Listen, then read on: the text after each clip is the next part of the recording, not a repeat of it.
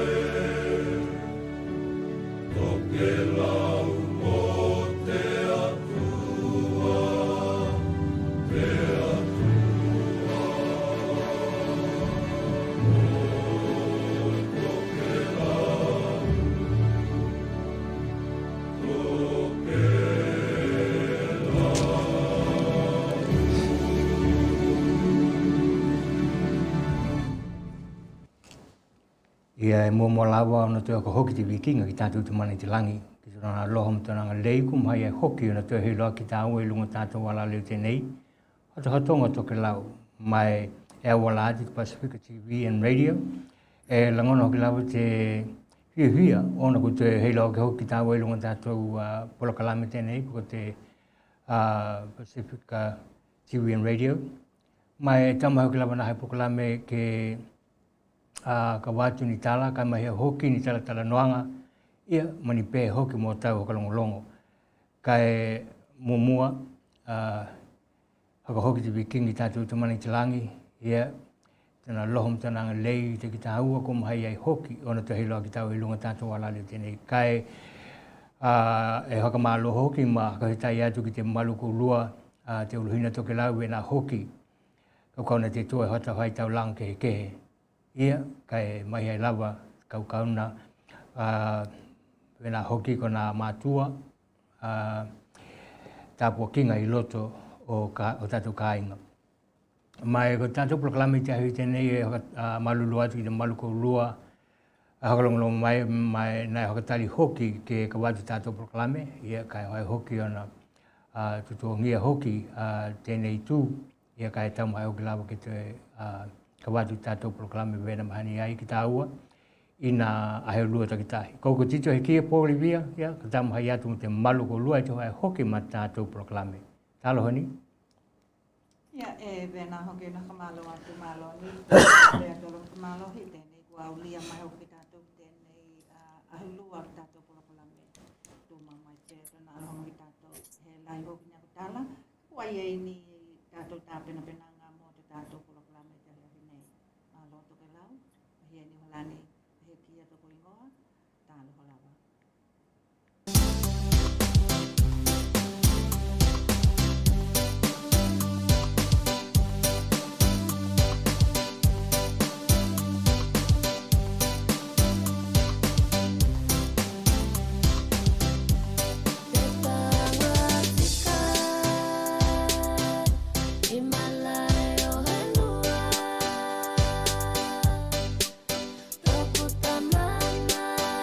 Thank you.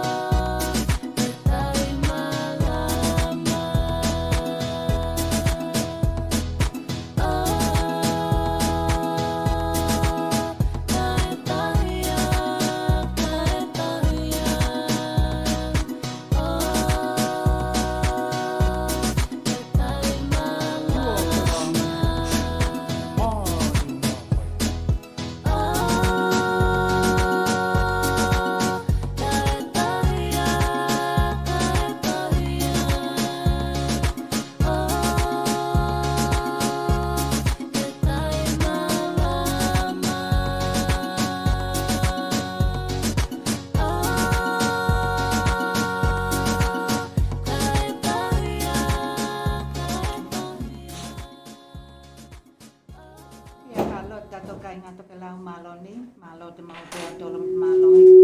Ia e hakamalo atu hoki mata mai ki tātou polokalame. Kai e vela wa ona hakohenga ki tātou i tēnei laulangi ma hianga o te o langa. Ia ka vena hoki i hakanonoanga o te o langa. O te ahiahi nei ho ve e tā ua hoki. I te ahiahi tēnei ona ko ki mātou ko tā hei waho. Kai vela wa kona tala hakanonoa e he mahai ki tātou on hakapuli. Ni ka inga, ni pele. Taime nei e ka vea Tokelau ki hakailo atua e ki te mamalo ko lua Tokelau. Te he tamana, he ataliki, he kāinga, he anko, he tei hoki. He tamana tēnei ki a himona poahea. I te hea e vea na tuku ai hoki tēnei lalangi. E hui momoli alo ki atu ni hakamaihenga. Hakamaihenga i nei ki nā matua pele ki a malau mahoho poahea. Vena hoki tu hoa whine manau he pele. He ngatai tēnā, ana pele i loto te kāinga, te uhi o te matua tēnei ki a nila. Vena hoki te ataliki ki te uluaki. E ka vea lawa nā taimi venei ma taimi hakahehili ai e ki tātou pe aihea. Ko a hoki he kaukau nā te aliki, ke tuku atu ai, ni kupu pe lava atu ai hoki, ni kupu ke hakamahana atu ai, ki a te koutou, te kaukainga tukua. He ngatai tēnā, ko ana ngā luenga i loto ki tātou community i Perth, kai mai he te kāinga te au maanga Tokelau i Perth hoki. Mai he lava tātou whanau, i loto te kāinga Tokelau i Perth. E langona lava te ongohia ni ma te huiatanga i te taimi e ka watu ai tēnei hokahala launga. Kai ko ilo hoki ko nā huhuanga ki tātou e he pule ki tātou ki o tātou o langa tautokatahi. Ke maua pēa i te kāinga hokanonoa, kai mai he te whanau tukua, pēnā nā mātua pele te hokamahana hana hili mai te aliki. E ui lava kua whano te whanau pe ko te tamana hoki tēnei ki a himona poahea. Kai tātou i loa, wau ma te tāpena mai ki e tātou aliki. E me vena hoki o nā hokapātu ni alhoang ki nā kāinga hokanono hoki hokalongolongo mai ni huila. Vena hoki Tokelau. Kai e langona lawa te aloha ni, ka aloha e tamana na tonu ai kāinga.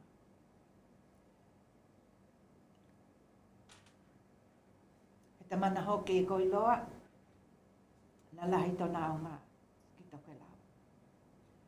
Kai ko te taimi tēnei Tokelau ke tātu ko te pehe tēnei ke momoli aloa ki atu ai nā alohaanga o te hothotonga Tokelau. O na ko te toke hea o te tamana tēnei ki ahi mona poahea i tāna pule tonu. E o ngohia, tātou ona haini, nila, ma te ataliki ki a te uluaki.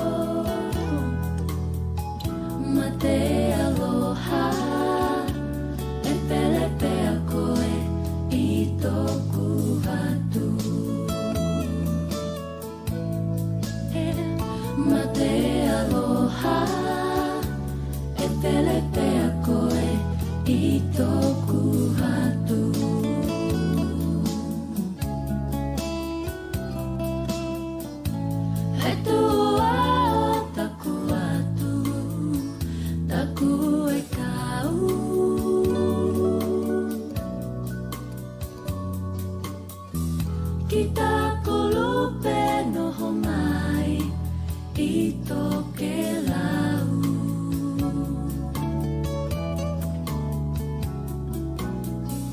Koloi matane eve kote hau e matutu.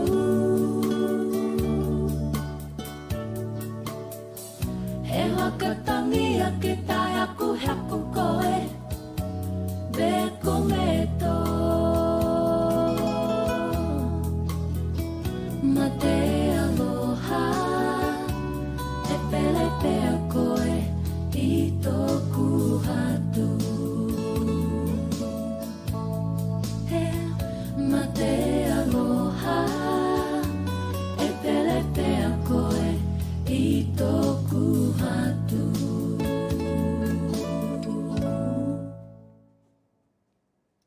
Ja, Tokelau tēnā atonu ko te pehe tēnei he lava ni tāla mani kupu ke momoli aloa ki atu ai ni whakamai henga pini aloha hoki ona ko te tōke hea ki tamana mai loto te kāinga.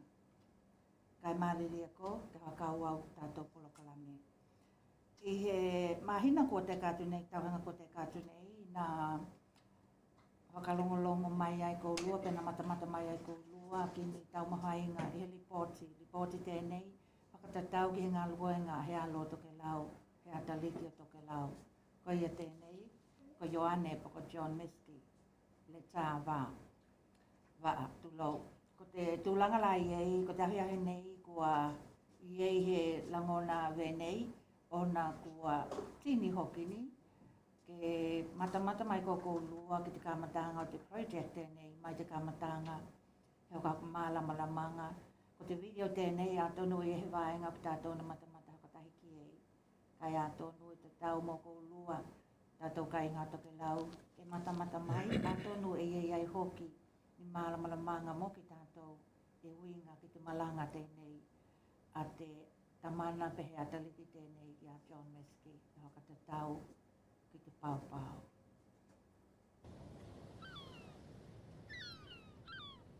Canoe, a canoe represents a purpose built for well-being.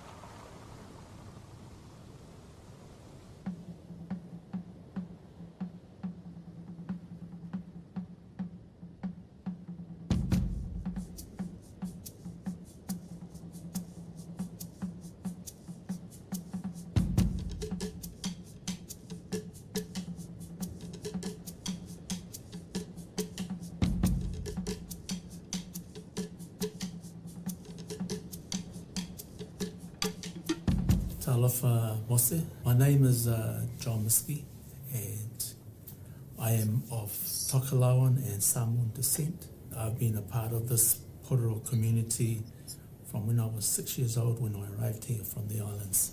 It was different. It was I no longer spoke Tokelauan, or I couldn't hear the language being spoken as much because it's now English, of course. And going to school, I had to learn English. My knowledge around sailing in Tokelau, I remember sailing with my dad as a little kid, and at that time one of the sounds that you heard every day was the old men and their ads. They were still sailing canoes and they were still carving canoes. So that's my childhood memories of canoe. Back in 2008, I went to Samoa, and it was around Christmas, and at that time in Samoa, the Samoan Voyaging Society was just developing, and in 2009 we came to Auckland for a Voyaging Society meeting of the Pacific. So this is and through that I got an opportunity to sail around the Pacific on Te Mano and Te Moana in 2010, 11 and 12. So that is how I got my sailing background. On a personal note, in terms of Le Tawaa, it's a project that I've been working on over the last 3 years, and it's a promise I made to my grandma back in 2003 when grandma was still alive. She passed away in 2005, and I wasn't able to fulfill my promise to her. My first canoe I built in 2004 when grandma was still alive. And then when she passed and things happened, that canoe didn't eventuate. And then I tried again. After I came back from my voyage, I tried again. And that didn't eventuate. And then in 2014, I tried again. And again, it didn't eventuate. So in Christmas 2016, I tried for one more time because I was about to give up. But this time, the only thing I did different was I went to engage. I told my mum we need to go to see the minister to come and bless this project. This also is part of the building of the va'a process, because it's not you by yourself. You're not building this in isolation. This is what it's about now, why I'm doing this, building this canoe, is to fulfill a promise I made to grandma. In terms of the parts of the va'a, you have a hull, which is the body of the canoe.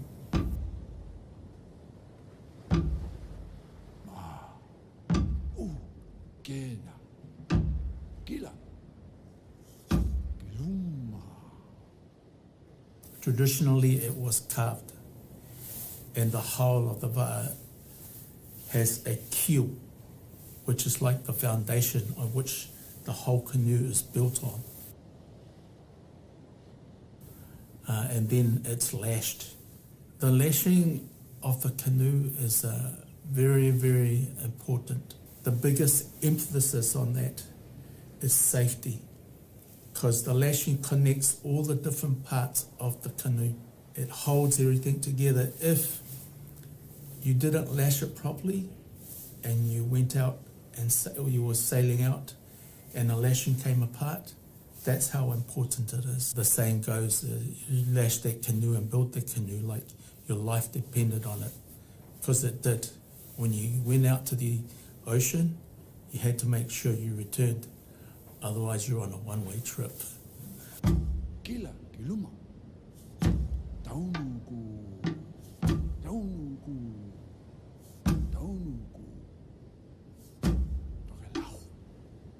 You have cross beams that come across of that, which is the kiato.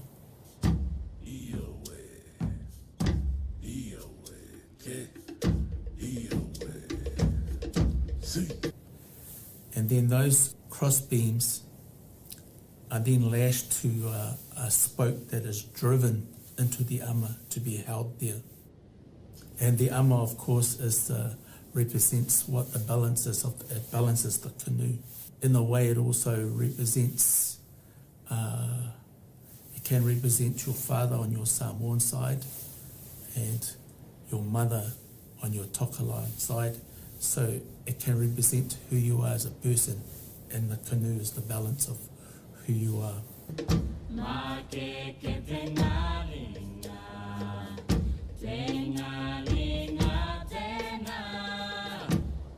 Traditional sails are made of pandanus leaf. It's woven together. And again, this is where the canoe, in terms of building a canoe, is not just about the men. It's also the women who weave the sail. So it's that working partnership and relationship where the women have their work as well as the men, but put together onto a canoe. It's a, like I said, it's a craft built for a purpose. And the sail itself represents propulsion going forward, because that's what catches the wind and helps push the canoe forward. It's going to be special when that time comes. It's going to be very special. It means I'm very, very close to the finish line. And the finish line, of course, would be taking the canoe out and testing everything and make sure it's safe, from the sail to the lashing, to the balance, to the ama, to the kiatos, and making sure everything is safe. That for me then is the finishing line. It means I've built this canoe safely for everyone. It's a metaphor for how you move forward. It's an icon of an oceanic peoples of the Pacific. It represents cultures. It represents languages. It represents traditions. It represents knowledge. And it represents family and connections. And so the support of my family and the community, I have no words to describe how important that is as part of my build.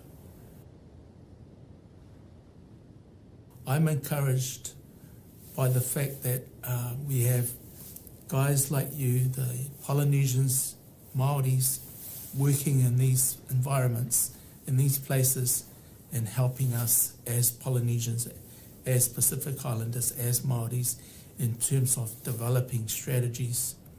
So to the council, I would say, in a sense, you guys are builders as well. You're building this canoe for a voyage. And in saying that, what would this canoe look like? What would the keel look like? What would the kiato represent?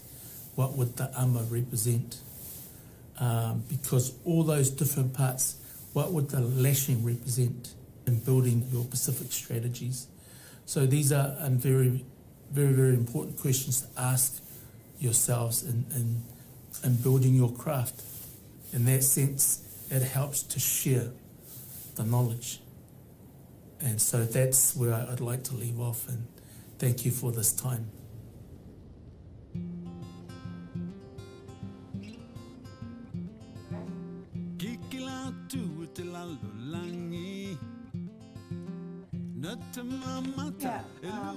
Tokelau tēnā hauweia e manatua mai ko lua whainga tēnei tātou talatala noa ngana tuku atu he taimi mua kai e tā ua hoki ki toi tuku atu tahiahi nei pe tā ua hoki ona tuku atu tahiahi nei ona ko manui ana tā whainga ka ko heki pātu ki tātou ki he tahi whainga tātou polokalame hauweia ko tahiahi nei wa hia na loto o nā kaukauna o nā kua maua hea wanoa ma he tahi pako ia hoki tēnei ia Ioane pako John Mesky tēnei nai whakataritari ko luki ei ona nā kamanuyanga i e nei o tau nuku taimi tēnei e whakaritai atu te whatoatonga Tokelau peko te Pasifika TV Radio kia te koe John Maloni, e ama e koe me te kāinga.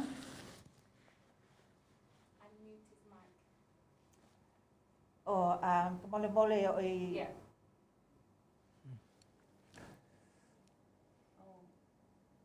E langona mai?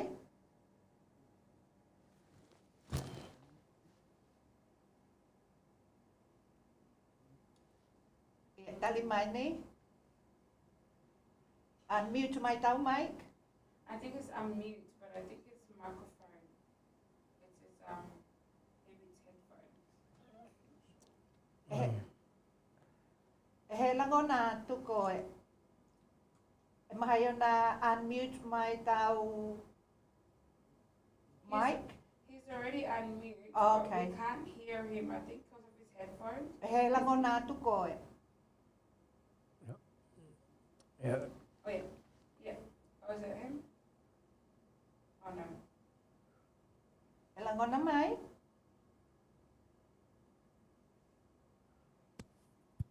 E langona atu? Oh, tēnei la. Okay. Tēnei haka langona.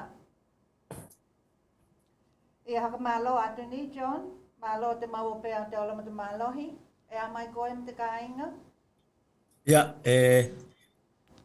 maule te manuia, te aloha ka he taiki te aloha te atua. Ka vea ko te leo vai vai e mo le tuai te anganga ka he tai mo tēnei a whanoa. Haka aloha atu ai hoki ki te ia ma te malu ko lua Tokelau. Ia, kai mai he hoki nā patawai taulanga e hia. Ia, te atu lava te vikinga. Malo ni. Malo. 20 years o te moi mitinga tēnei. Kai 5 tauhanga, tali kātou te 5 tauhanga. Vei au nā matamata atu ai kei Tokelahi o tātou kai nā Tokelau. How's the feeling there? E a mai o langona. Ia, mawala te langona te hakahetai mehiliku a taunuku na haka moe e ia te wango te waka. Momoli atoi hoki te anganga hakahetai ki te mana haihe atoi na ki a tuhi o poanga. Ia, wena hoki te mātua ki a ane. Langolango mai lava te kamatanga nā tau mohainga. Pā lava ki te aho nā whakatau nuku ai te haka moe te aho tolu o te hema. Ma te aho halai le la, te waka na kawe ki pāhina. Na hai ai te lotu, ma nā watai hoki te waka i ki nā.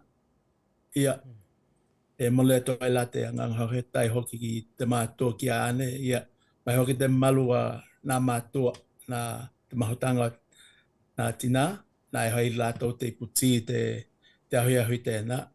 Ia, pēnā hoki i oku kāinga, nā e momole atu hoki te lātou peka te ahui tēnā. Kai te nganga hui lava kua taunuku te haka moe te haunga te waka. Maloni, atonu hove te taula wauna haka kupua te wēnei, grandma must be so proud. Tau ngā luenga ko Whakatino. Mahaine ke hai mai lava hau tau Māli pōti te taimi nā tohe ai te waka ki te tai mole. Ia, taimi tēnā na kawei te waka ki te tai. Nai ke hoki te langona, nai popoke. Ia, awa hoki ko kāinga. Nai langona lava te hia ma te hakahetai ona kua na iku manuia nā tau mohainga. Te aho tēnā. A tonu hoki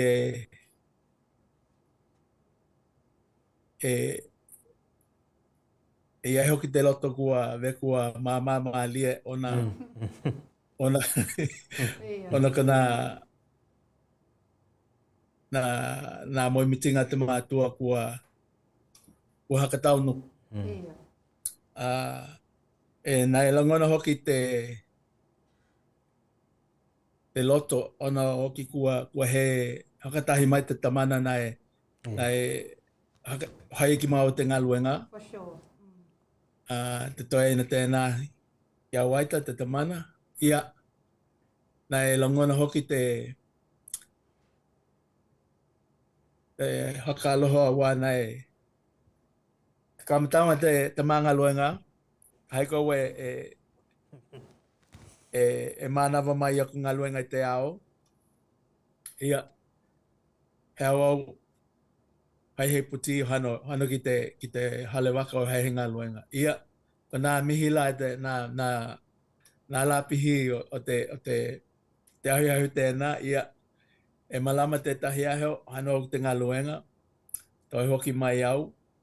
O te hale waka koi mamālele. So, nai mihi la wau i toi aina iana ngā luenga nai tau iwi ki mau ki ai.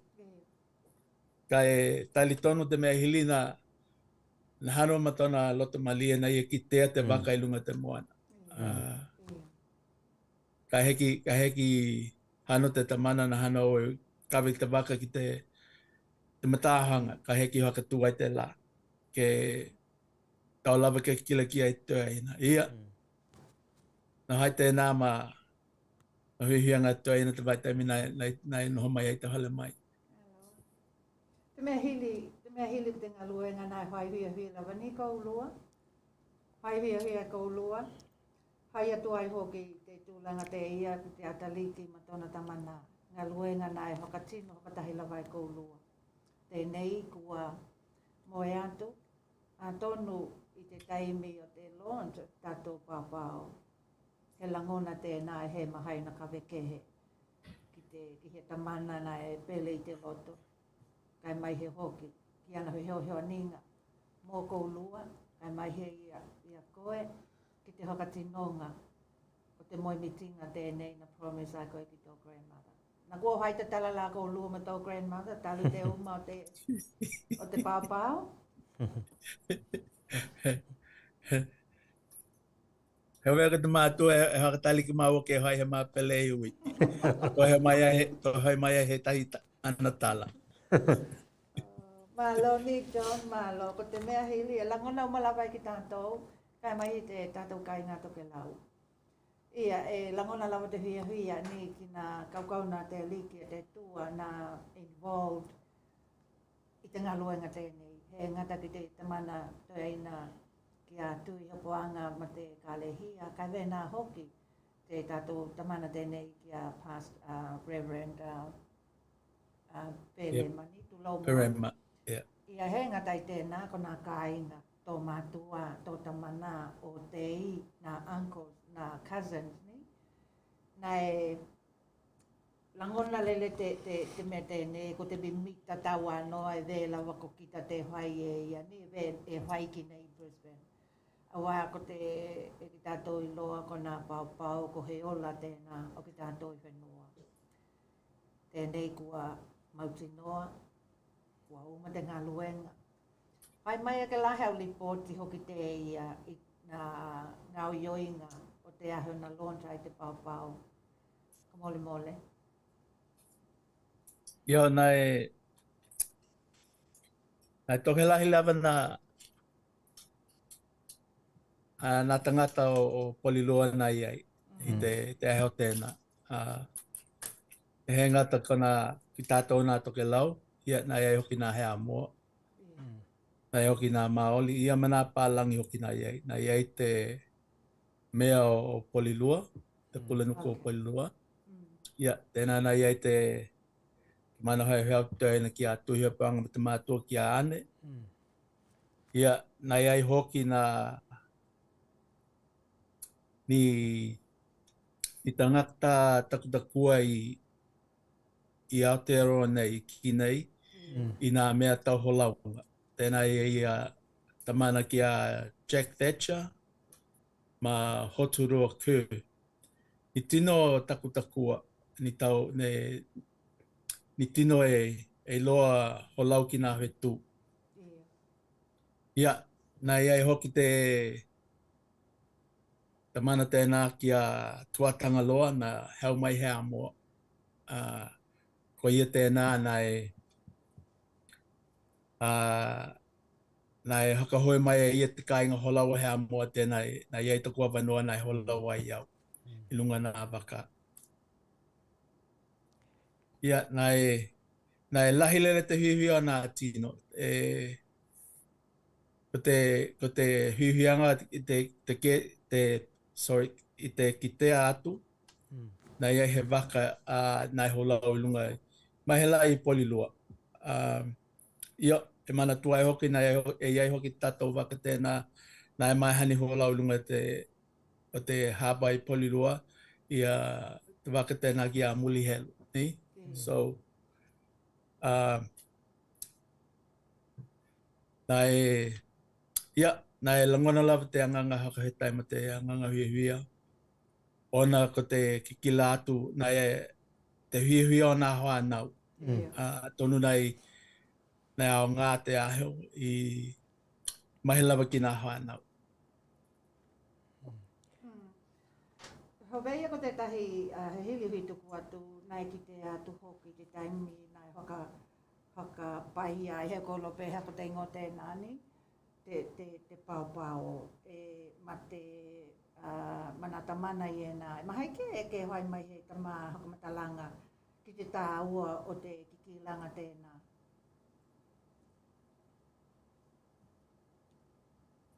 Sorry, heki maua tau hili tulomu. Atonu ko te hili na tuku atu toku hewa wei ko na tamana I nepu ko tamana tēnei na haka pai ia te waka ni, te pao I te aho tēnā te launch.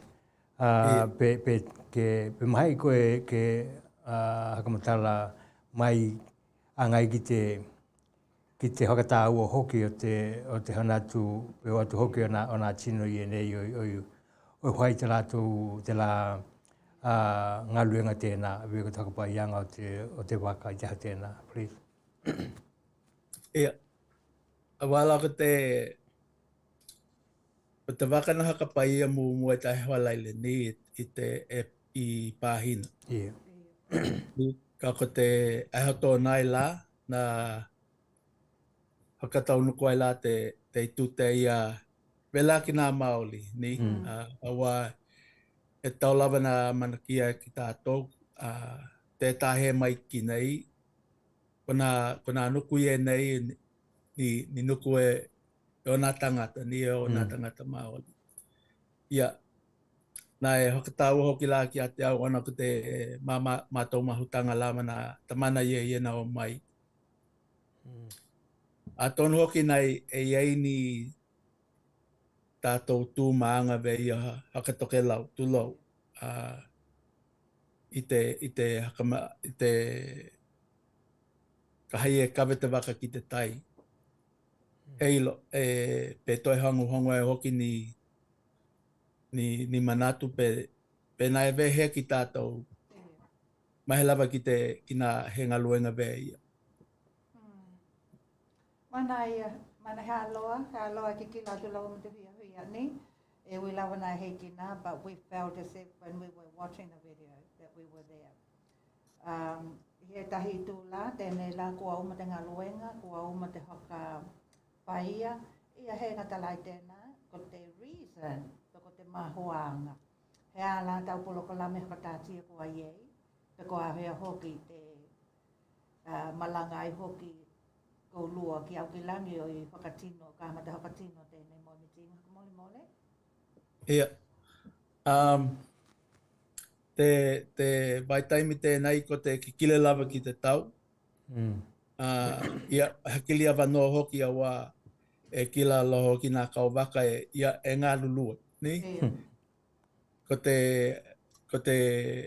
hainga taho ki la tēnā. Hei lava e pātu ki te weekend. E hele lei te aheo ia ko he mahai. O I kawe te waka ki te tai. Ko nā huahuanga I nei ke tau hoi lava te kauwaka. Ni ke ako te kauwaka I te hoinga la o te waka. He longa lava ke pāki te tūlanga te ia kua le lei te kauwaka o I kila I loa ki he huahuanga o I whakatonu ai he malanga te huhu atu ki angai mai lunga I au ki lani ki la lo. Ia ko te hakelinga lava o te he leni he ana ki te ngā luenga. Ni te moimitinga hoki tēnā te mātua he leni ke hoai e hana taulanga ki te ngā luenga te liunga tuhi pai. Ia ka ko te waitau hoki tēnei e haka poke hoki ona ko nā heo matangi te kua iei ki tātou e kikila atu lava ki he taimi e uoho ki ei e lelei ai he ni matangi. Kai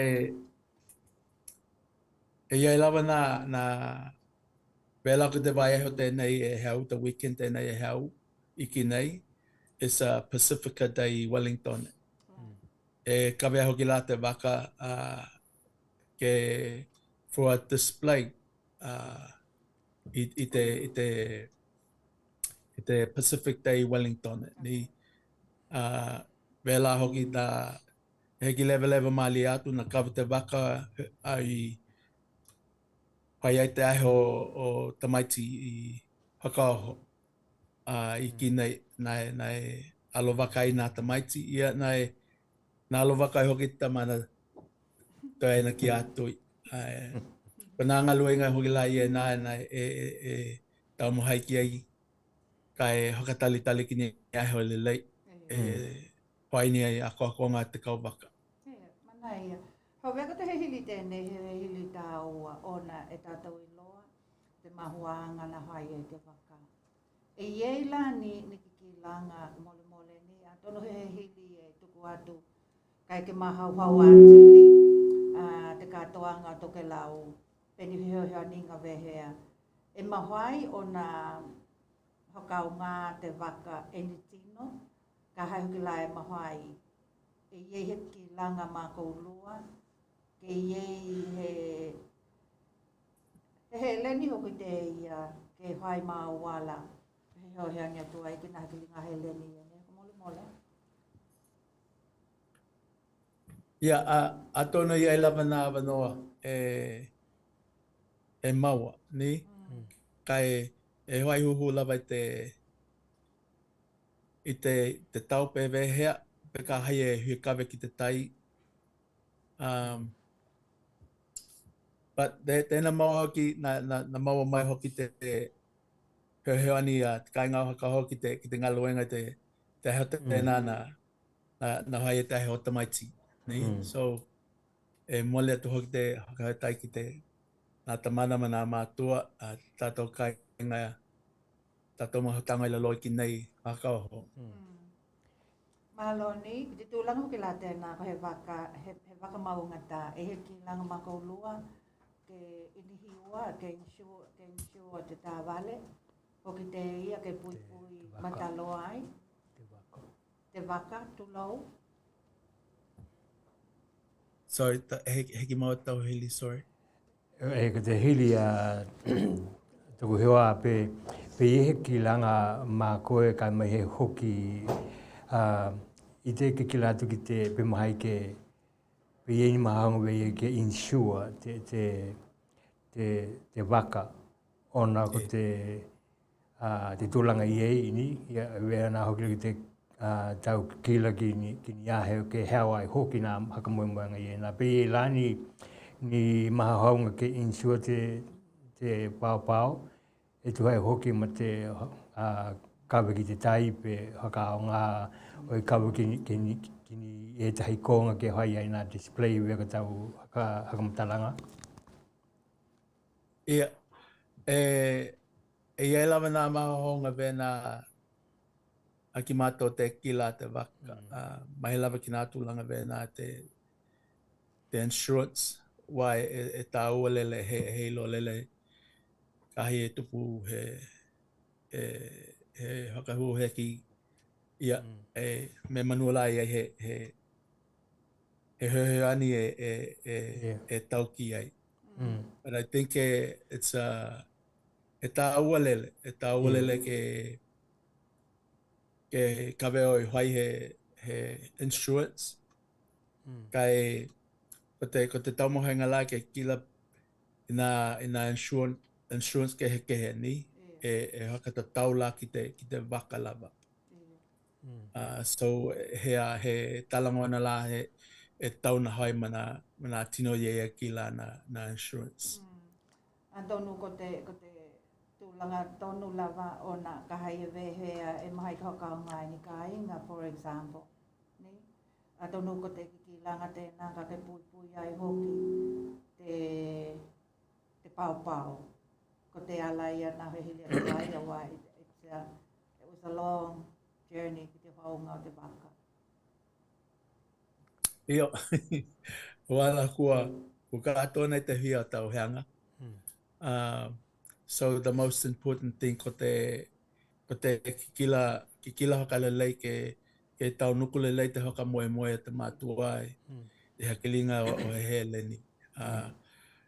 Ke pātula ki te taimi tēnā he ki ai he mea he hoka lava lava ke tupu mai ki te, mai lava ki te waka. So, e tā ua lele te kila wena.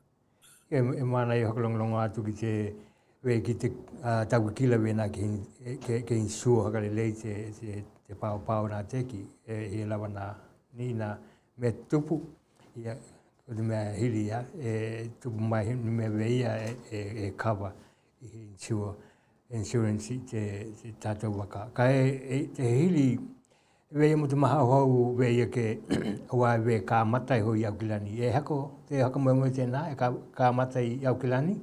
Hona hoa i ki Wellington ne? Ia, o te kilanga tēnā e taimi tēnā e kila tua ngai ki lunga au kilani oi. Hawaii la ki te tūtai o te East Coast, ni? O te haka moe tēnā. Kai ki kila hoki, ki kila pui hoki, ni? Wa e mamau.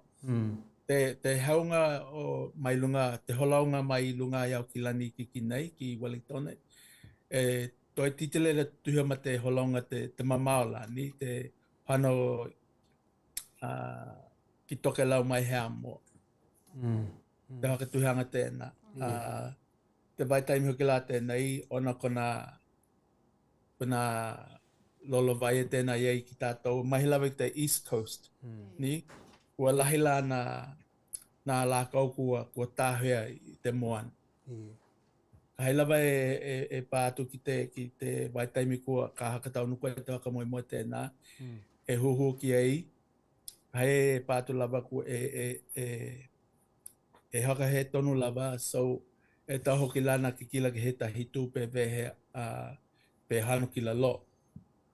Ko te haka moe tēnā iei e kāmata mai lunga i au kilani.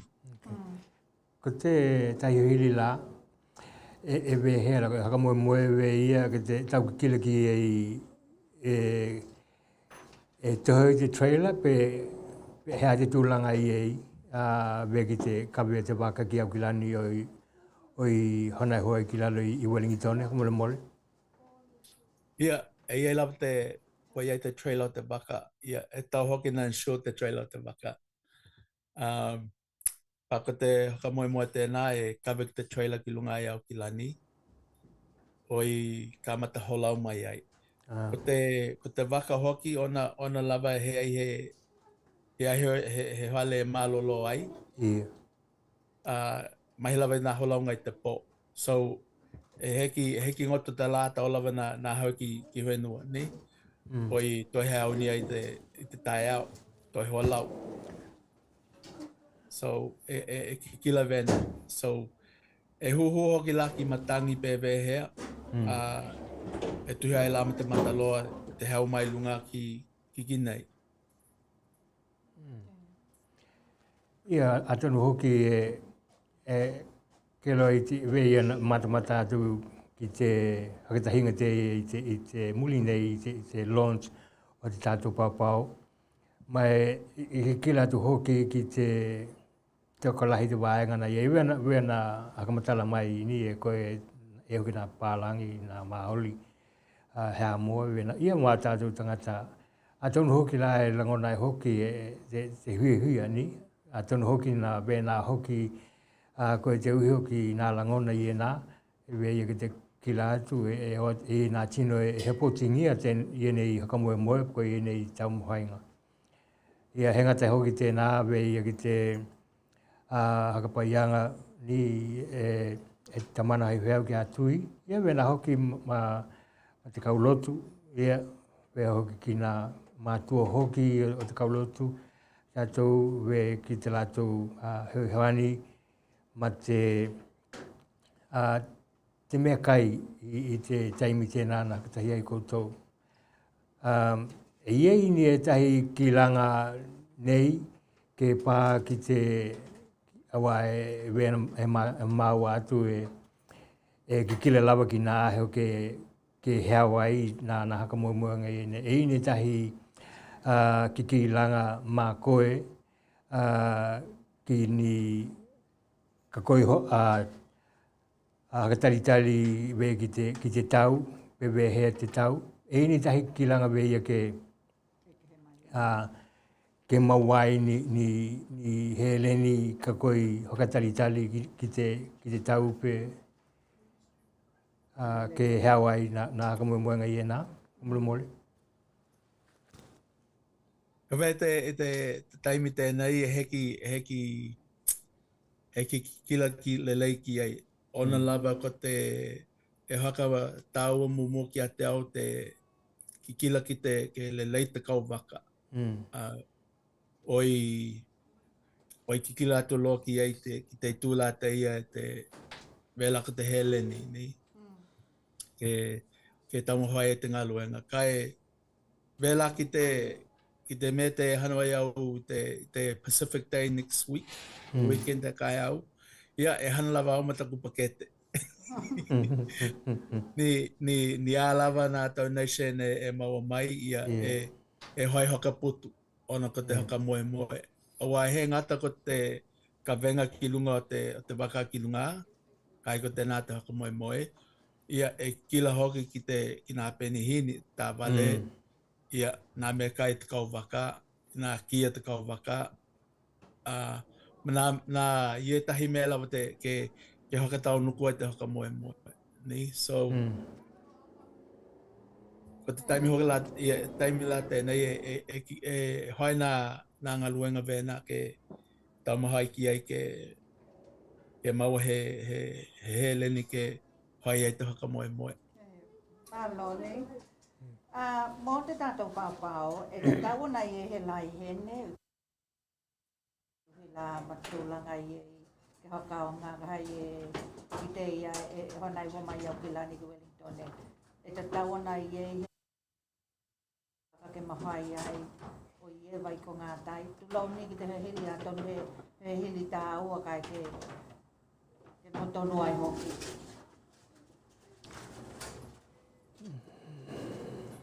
Sorry, mua heki mau atu. Ko te hili nā tuku atu te uhi, ko te te tawana iei he lai hene mo te waka, ni ewe ia kai e hanai hui i au ki lani ki Porurua, bako Wellington hoki, pe i hoki lapa he lai hene e te tau mo te waka. Ia, hai tai mo te hili, e tāwale le te hili, i te mahelaba ki nā tūla honola, ni? Maritime, a New Hila. So, e tau hoki la nā pipiki ki nā tūla hono ke pui ai hoki. So, I think ko te tahi ki langa ki e tau lawa nai he lai hene te leitio, ni? E iei lawa te lai hene o te waka. Ia, ki te kilanga pui lava, ia, pe iei hoki he tahi waka e muli atu lava ki te pāpāo pe vehea, just in case. Kai, ia, it's about compliance i te kilanga la te tū tēnā.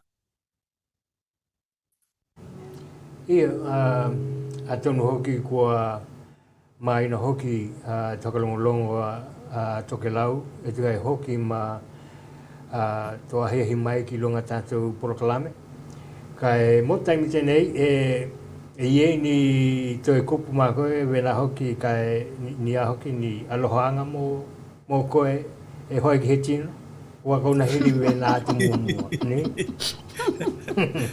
E ngata hoki lava ia lau mua. Ia, e mole atu hoki lava te nganga haka he tai ki a te kaulua. E tuhea hoki matei nei awanoa tāua lele. E tāua lele te luanga luenga wa hoki e hakailo atu ai. Oko he lava e hakalongolongo mai ai he Tokelau. I he tahi Tokelau i ana tau mahoainga. Tēlā e mole atu ai te angaka haka he tai ki a te kaulua. E tuhea hoki mana maulua tau mahainga wa o te ngangana Tokelau e tau lele kia ki te tātou o te tahi tū ke hakailoa ki nā Tokelau i e tahi pito nuku o te lalalangi a tātou mea e hoai mai lau ki nā Tokelau. Kai mole atu hoki te anganga hake tai ki te yoku tamana tēnā ki liwi ma leha. Mai he lawa hoki te tamana kāinga ki a heale. Te huehuehani lahi mai hoki te kamatanga te ngaluenga. E mole atu hoki i alohoanga i tamana tēnā ki a te mātua ki a malauma. Mahoho ia aua hoki te kalanga te atua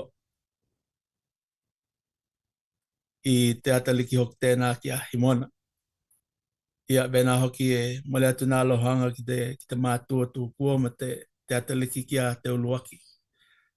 E aloa e langona umalele i tātou te ongohia. Kai ke mawalawa te loto on hai ma te loto kamakeke. Ona oki kona he ai he tātou pula i nā e haia. Kai e aloha te atua ke maua pēa te kāinga kanoa noa ia te mātua ma te ataliki. Ni waka mahana hananga te mailawa ki taimi tēnei. Awala tuai ni alohanga ki nā mātua ma te kāinga. Hakahatai atuai au mo tēnei awanoa.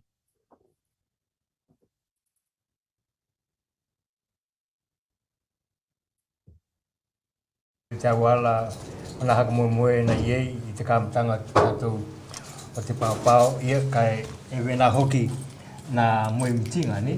Tēnā iei ia nei ko tau whakauma ia te ngā luenga toe lawa ko te aloha o tangata o Tokelau e we ia ki nā moe mitinga. Ia wa e manu ia ai ki tātou ni. E we ia ko te manakonga o te mātua ni, mō he hakahewa hoki mō ia, pe taulanga hoki ia e tui ai hoki ki te hakariliunga o te tihipai e Tokelau. Ia, ko te mea ia e langona ai e au, e te taulawa ni, ke mālohi te hehoani mai tangata Tokelau. Ia po ki lato Tokelau i nā wō, ia nā tino hoki kua mahani atu ki te kila ki tau ngā ruenga ni mai te kamatanga ke pā mai nei. Ke aloloha, ke haka ni, e i te haka matalanga ia ni, ai e rea tu he tino ko e roho atu, ni, ia e rea te tahi he hili e tua mai ia, e la he winga te aloha, ni. Nā mea umi e nei he ni mea hainga o hui. Ka haka moe lawa ki te haka tupengi i o i nei haka moe e wea nā mātau atu, ia, makalongalonga atu hoki, ko te peni hini, ia ko te trailer hoki, ia ma te mamao e kawe ki e i te waka. Ki nā tamu hainga umai e nei, ona lawa ko tō mahauhau ki nā talanoanga ni ma te mātua. Ka e mo taimi tēnei te uhio, e aloha atu hoki Patofatonga Tokelau, ia ko ki maua hoki. E wena hoki te uhio haka lau ki tātou ki nei, e mori atu te nganga whatai mo tātou taimi. Ia, ke aloha te tua, ke hanga lingi mai te manuia, tana manuia ki tātou uma, ki a tātou tau muhainga. Ia, mo taimi tēnei, Hakatoha atu ai ki māua, ko tātou hia haka lau tēnei, Pasifika TV and Radio. Ia, ka kou aloha lahi atu lele, ia ko ai, ki tō mātua, o ioti. Ia, he taui, I he taimi, kai e awa no koe. Ni, kako heki hakatoha ki tā ua. Hakailo mai ki te mamalu o te kahokolongolongo pewe hea ona ka hai ni lato heoheoani, kai mai e hoki ke get in touch with you, ki te a. Ni lato. Pini lato heoninga, pewe hea ona Matinu hoa hakailo atu ki te koe, pe hui tala no atu ki te koe, pe hea lawa e tu hea hoki manata mahinga, ni, mo te hakaliunga o te tuhi pai, mole mole. Ia,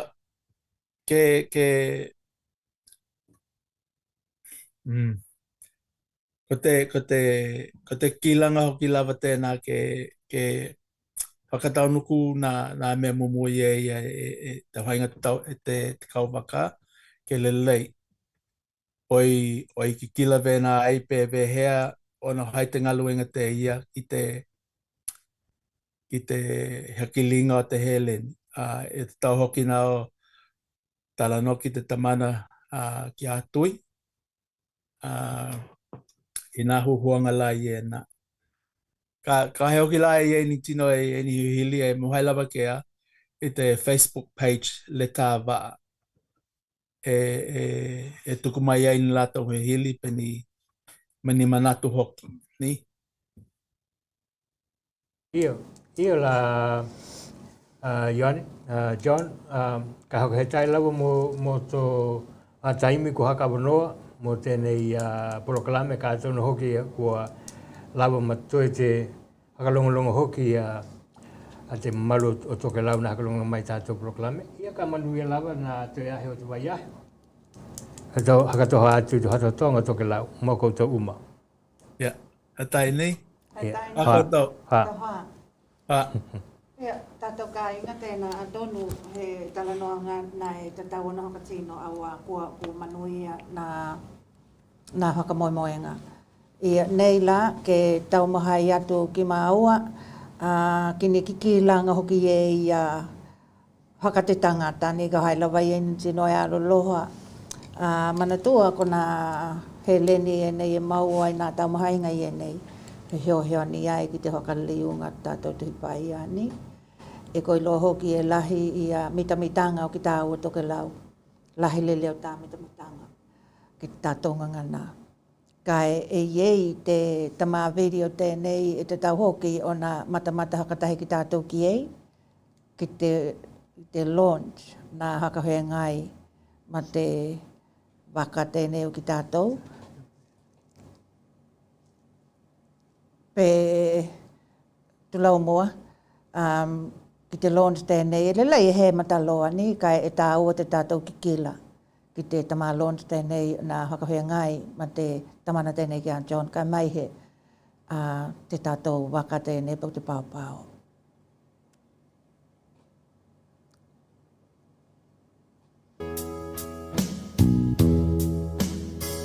He mana konga maualuma toku aloha ke oko atu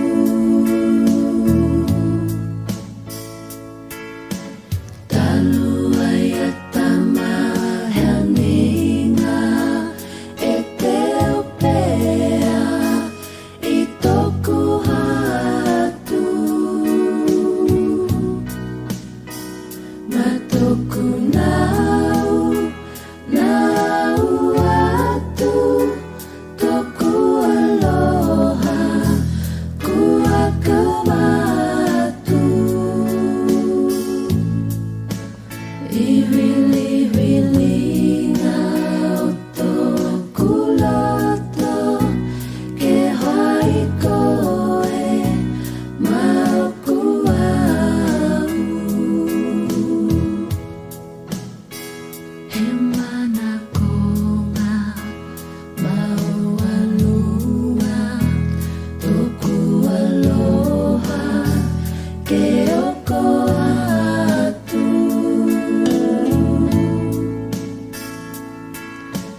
talua ia tama helni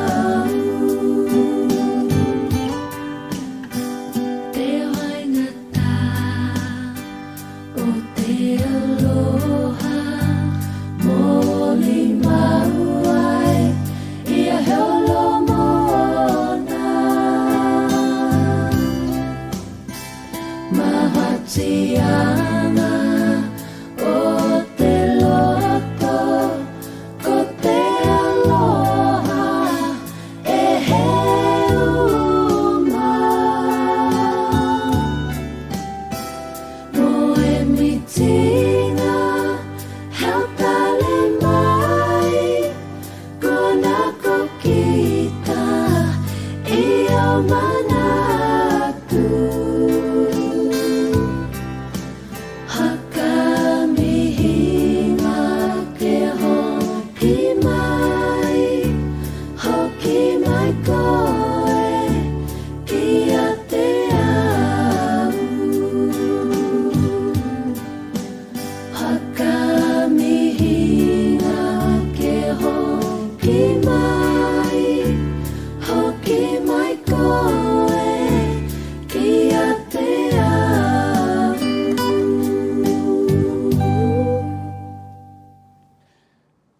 Ia, tēnā hakatoa mālia ni tātou polokalame mai hakaitai atu ki te koulua te kaumatamata kai hakahano pe tātou polokalame. Ka kohe ki uma tātou polokalame ta tau ki tātou ona ki kila ki he vaenga o te launch o te letāwa ki te matali ki te hakatokelau pe ko te matali. Ni e hako koa au? Ka matamata mai la koulua ki he tama clip lele o te launch tēnei I polilua. Ela e tui ai ni. Ela ve e tute. E tau hita I tute te ama. O te tau mua la, tau hila ve tau mua te. O te waka. Kai, e hoka nohi ai te la. O kina e hoki tai tuta ia. E iei lama nā. Me he wata e hoiko. E ugu la ki te tuta ia ka hai e hau te la ki te tua ama. Hai e mālohi atili. E mohai lava nohi I ngā tino haka pāleni hoki te. Mana ia te mea kai he la tūmaloa ni. Mana ia kai e lua ni ama ni. E li leo e.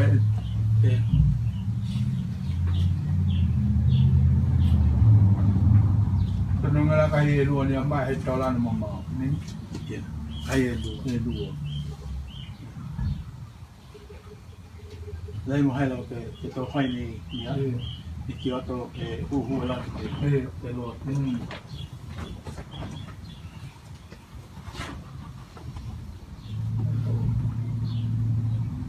Kei ki te tau mua?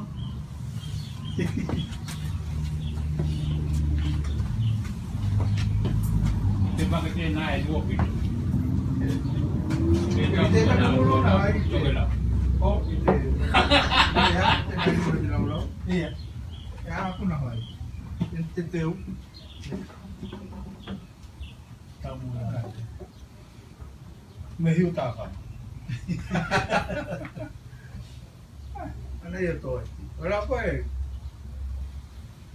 Leito maha hoi mai mato. Koe te ingo. Koe te. Nā i tua mate. Ah. Mea la tau mumua te waka. Nā kina ia tui. O tui.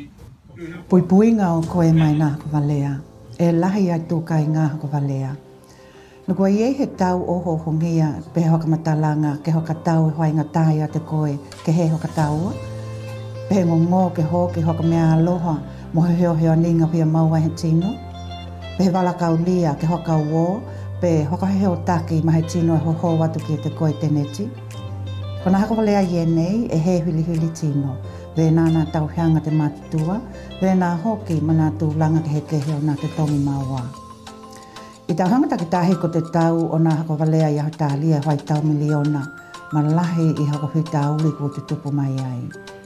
Ko te ACCC, ko moli maungia, te hoka aloha o nā tino maka inga o nā ko nā hako walea i enei.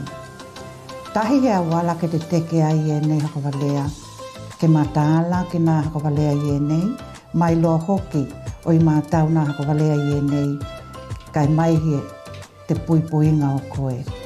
Ko te ohia o te ACCC Scamwatch website, e heo ani lahi atu. E ako koe ke mātau, ke lipoti mo puipui koe, ma tōka inga mai nā haka walea I enei. Ko te website o te Scam Watch e heo ani lahi ki hoka matalanga mō tangata tautokatahi wena hoki manata mapihi nihi. Ko nā haka walea takalahi, tāla tangata nā haka walea, tūla hono mō koe ma te puipui ngā o koe, emaili hoka iloa, ko hea te lipoti ki ei nā haka walea. Ahi loa ki te Scam Watch i te honei, scamwatch.gov.au.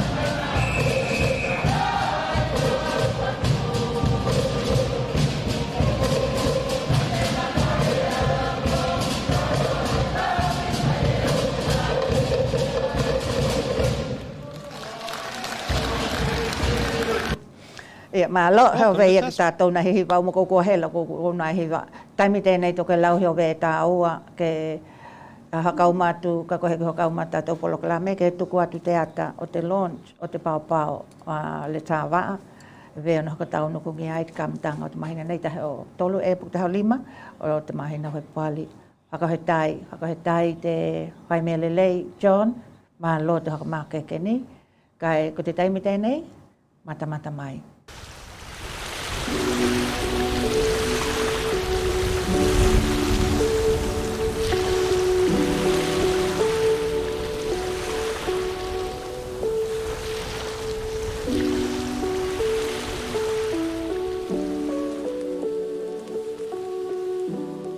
Ma lo lava le soifua mai le langi e mama, ia mumu lava le viinga, ma le anganga whawhatai le alofa le atua, ona le nei aso ma le nei awanoa. Talofa everyone, we are here in Onepoto in Porirua. Today we're looking at launching the va'a that we've been working on for the last 5 years. We started building this project, this va'a, back in 2017, and it's come about from a promise that I had made to Grandma, our late Grandma, back in 2003 to help her fundraise for the Tokelau Bible translation. And in some ways that epitomizes the character of our forefathers, our grandfathers and our grandparents who raised us in terms of determination, in terms of persistence. My father was a big part of this project, and sadly we said goodbye to him a little over 3 months ago. And of course the late Reverend Perema Leasi, when we built the canoe shed back in 2017, he came and he blessed the project to begin. It's been 5 years in the making, but I made the promise to Grandma back in 2003. That's nearly 20 years ago. This effort is not only about helping with the Bible translation work, but it's also about celebrating who we are as Polynesia and who we are as a Pacific people. I can't see any issues happening with the wind at the moment. The wind is pretty good. It's going to be like this for the whole, the whole morning, and in fact should drop a little bit. But with the southerly, as we all know, as all of the locals know, it can come up a little bit and then drop.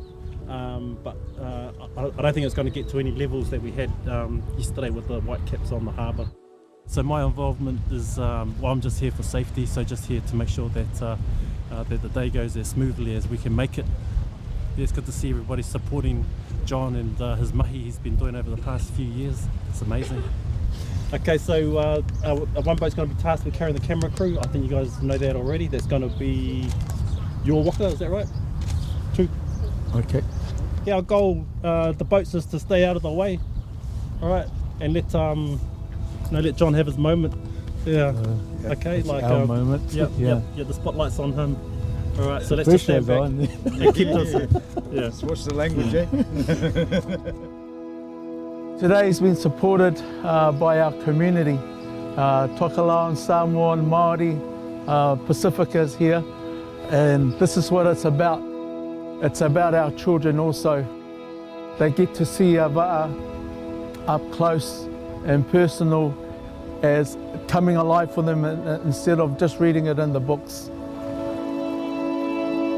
At the moment, I'm very happy and really excited, mostly for our people, mostly for our community. Wonderful. Ready, 3, 2, 1. Beautiful. Thank you. Thank you. We are going to make a start now. And for today's blessing, I want to introduce to you Reverend Elder Tui Sopuanga. You'll be part of the blessing, and also Versus Jack Thatcher, and also Hoturo Kerr. Well, when John asked us to come down and be a part of the launch, I sort of figured he would want us to be involved in the protocols. The karakia that I performed today were what I was taught from when we have launched waka in the past. The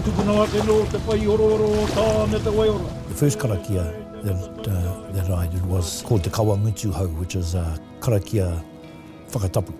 So you create this tapu around what you're doing, around the purpose, and around the vessel that you're going to bless. The karakia whakatapu can be used in a number of different areas, but it normally starts off your protocol around whatever it is you're blessing.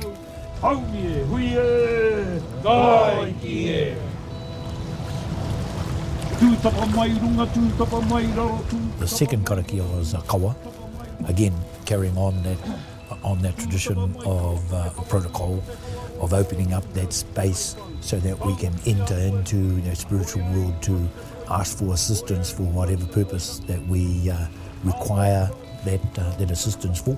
So when you use it in this case, it helps to allay any fears of distress happening to, I suppose, the vessel that you're doing the blessing for.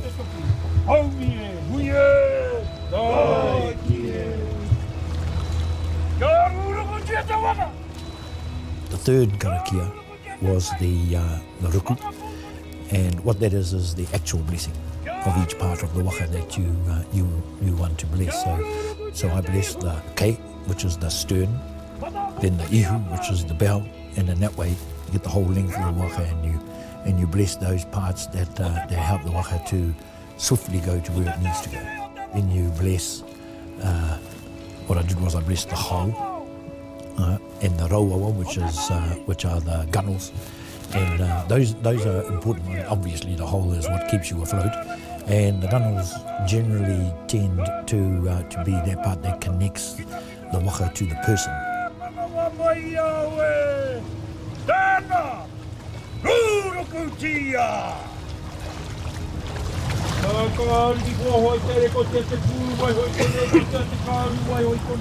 Once I came in, I had two jobs to do. One of them was to do a final blessing, which took the waka in that final transformation process from being a tree in the forest to being an actual canoe, reaffirming the fact that now this tree that once stood in a forest has now been transformed into a new entity. Then the second karakia that I did was to announce to everybody the tree that's now a waka is a place for learning, a place for knowledge, a place for protecting culture. But in order for that to be done, we all need to know what the name of this waka is. At the end of that karakia, I asked, what's the name of this canoe?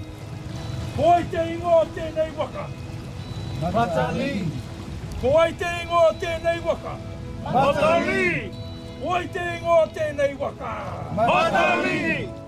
I asked, who does this canoe belong to? And the response was, it belongs to us. And then the third question I asked was, who is it for? And the response is for everybody.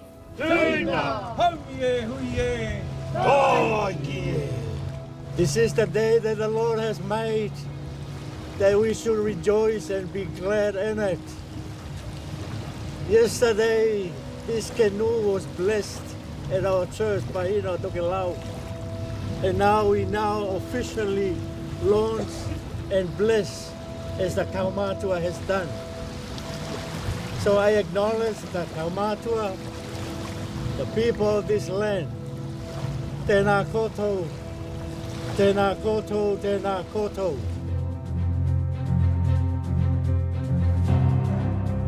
The name Matali'i, how that name came to be. In 2017, when we nailed that first board down, the constellation that was rising at the time was Matariki. And that's in 2017 when we nailed that very first board. In 2018, I had a dream. I dreamt I saw the cluster of Matariki. It was so bright. I could see it like it's right there, and it was so bright. So I inlaid Matariki onto the canoe. And I knew that was to celebrate our community coming together. So that was in a commemoration of our community who came together, who nailed the first board down, and so hence the name of the va'a, Matali. I always think to myself, when a waka is bobbing, that's a waka impatient to get out on the water. And so when they took off and picked up speed, I was thinking to myself, yep, they're going to have some great fun on this waka.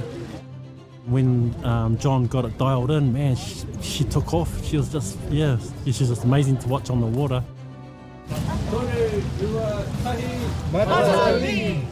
Just seeing everybody here, you know, of all the different cultures, it's awesome how John has managed, you know, through his mahi, you know, his toiling in his garage, you know, without him even knowing, just managing to bring everyone here and the start of something new. Yeah, I think for our Samoan community, this is pretty awesome. You know, in terms of you don't see many sailing va'as in our harbours, so it's really awesome to see a Samoan design in particular. And I think in general, all our communities will benefit from it, whether it's Samoan, Niuan, or others. I think it's yeah, this represents our Pacific, who we are as voyagers. I'm really proud of Dad. Just seeing the boat go out today for the first time on the water. It was really emotional, knowing how much work, how much dedication, how much effort and heart that my dad put into this project. Not only for himself, for our great-grandma, for our granddad who's passed away, and for our community. There's actually not enough words to describe how I feel right now, but just knowing that I feel like a really overwhelming sense of pride for my dad. I think it's going to be a really good opportunity for young people to reconnect with their roots, with va'a and tautai, the navigating. Learning about rigging is going to be something that's new for all of us at the moment, but for Puriroa, I think our young people will learn their culture through va'a and through the water. The other important thing, it's a live opportunity where our young people can see what can be done. So it's not just about talking about when I was in Samoa, when I was in Tokelau, when I was in Cook Islands or Tonga, whatever, where they actually see it, because this has been a project years in the making.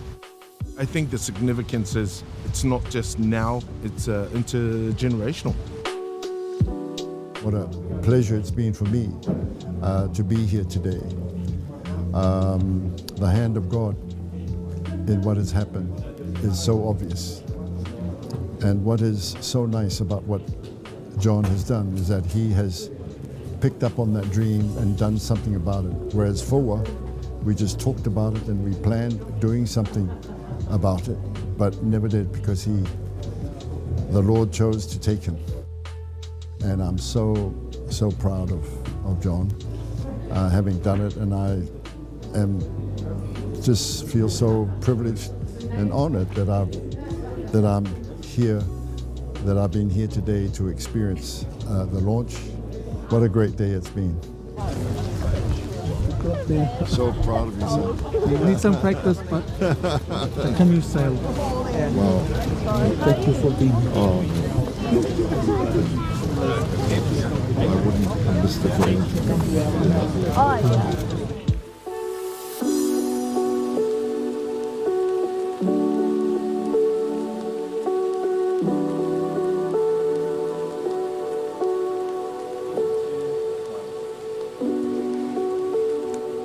Ia, halo tātou kai ngā Tokelau tēnā koa ke kila ki tātou te katoanga o te malanga a te tungane tēnei ki John Meske I hoka tatau ki te hainga o te waka ki tāna promise ki tāna grandmother ke lawa hana Heleni hiohia tuai ki te whakaliunga tuhipai tēnei ko ki tea. Kai Tokelau ki taimi nei, kai koe ulua e matamata ki te wāteo wati, a tonu ko ta mapahi mali e lele kai hea haina. E ka weho ki taimi tēnei ke hokahitai alo ki e tuai ki te koulua, Ka he tai te lava mai, ka he tai te awhen mai. Haka maa ngalo mai ni anga hala pe ni ta mahe he o nā kaukau na ie nei. Kai koe loa kou lua ni mātua aloloha. E tali tonu te nganga ka manuia te waiaha katoa. Ka e mō te uhi o tēnei ki a neila ma te ka inga ka noa mātua e aloloha lahi atu ni. Manuia kou lua te ingoa o te aliki. Hiai ni holani he kia tēnei. Waka toha atu mō kou lua. Ia wena hoki lana ke weteng tēnei ka watu ai hoki te maa leo hoki ka hitai hoki te malu ko lua na malu mai tātou Tokelami. Ia ka roa te tua wena ona heoni atu hoki te koutou e tu hai hoki ma nā toi ahe o te wai aho tēnei. Ia lawa ni huhuanga i loto ka inga ka ta unuku e ia ma te manuia. Kai ia he te maa leo hoki e tu hai hoki mana hakano noanga, ki te uhi tēnei, alo. Tātou hoki mo e pēa ki te aloha, mo te anga lei tātou te mane te langi, ki nā toi hao ninga o te uhi tēnei ki a himona. Haka maha ke kini, nā kāinga, we nā hoki nā mātua, nā kāinga e lua. Ia we lawa ki te kūpu e maha ni o kalongolongi tātou ki ei, i nā taimi we nei, tia koutou hakano noa, ua ka mahana ngia koutou. Ia he te mā kupu tēnā e tuku tuai te nganga ka he taiki tuku lua, mō te haka awanoa mai hoki a te koulua taimi mō tātou Tokelami te ahi tēnei. Ia ko au tito he kia po Olivia, ia ka ko he ki hoai atu haku hakatoha. I'd like to thank Sully for taking his time to come out and help us with our program. And for the rest of you, stay cool, be happy, be cheerful. Yeah, until next time, thank you very much for sharing our program with you. Bye for now. Bye.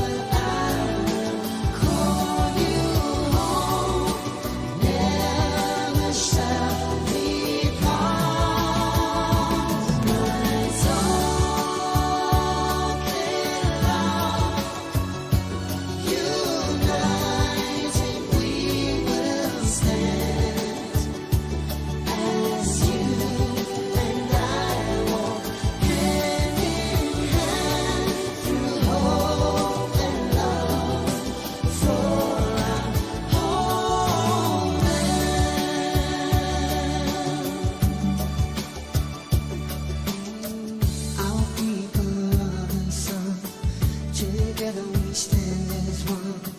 There is hope for